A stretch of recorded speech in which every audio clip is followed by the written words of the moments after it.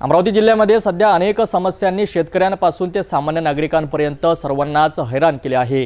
ढगफुटीमुळे झालेले नुकसान, डॉक्टरांचा संप आणि रेल्वे पुलाची समस्या यासारख्या अनेक मुद्द्यांवरून अमरावतीचे खासदार बळवंत वानखडे यांनी सरकारवर जोरदार टीका केली आहे।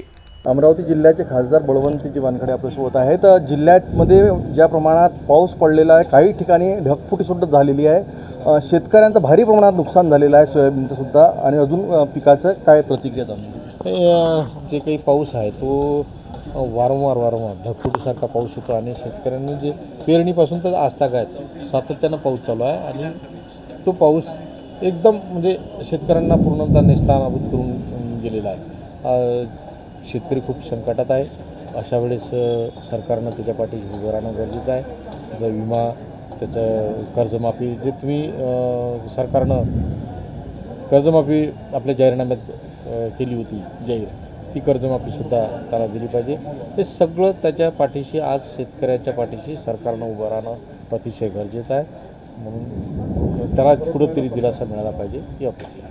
महत्त्वाचा एक प्रश्न, रेल्वे ब्रिज जे आहे त्या संदर्भामध्ये कोणते पाऊल उचलण्यात आले? आतापर्यंत एकही टेक्निकल पर्सन ज्याने मीडिया समक्ष कोणत्याच प्रकारची माहिती दिली, तो PWD असो की रेल्वे विभाग असो किंवा अजून कोणता विभाग असो, या संदर्भात जे काही त्याचं स्ट्रक्चर ऑडिट झालं त्यामुळे तो क्षतिग्रस्त झाला हे सिद्ध झालं आणि तो सध्या वाहतुकीसाठी बंद आहे। त्या संदर्भात मी रेल्वेसोबत, BNC सोबत, इतर यंत्रणांसोबत चर्चा केली, परंतु पुन्हा तो बांधावा यासाठी काही अजून निश्चितता नाही।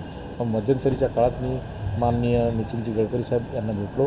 नितीनजी गडकरी साहेबांनी तो सेतुबंधन या योजनेखाली त्या पुलाचं इस्टिमेट करा आणि माझ्याकडे द्या, मी नक्की करून देतो असं आश्वासन दिलं।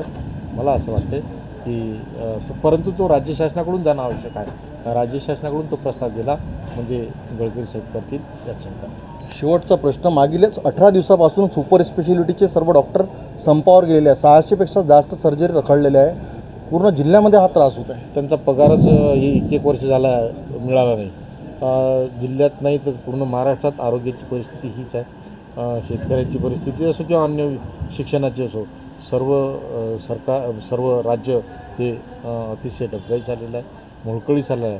मग तिथं आरोग्य, शिक्षण ह्या सगळ्या ज्या मूलभूत बाबी आहेत त्या मूलभूत बाबीसुद्धा आज लोकांना मिळत नाही। ते डॉक्टरांना 1 वर्षापासून पगार नाही आणि 1 वर्षापासून जर पगार नसेल तर तो आपला कुटुंब सांभाळून तो आरोग्यसेवा काय देईल, हा एक प्रश्न आहे। म्हणून आरोग्याचे संदर्भात त्यांनी लगेच त्यांचे पगार वगैरे जे काही आहे ते करावं। खासदार बळवंत वानखडे यांनी विविध मुद्द्यांवरून सरकारला घेरण्याचा प्रयत्न केला आहे।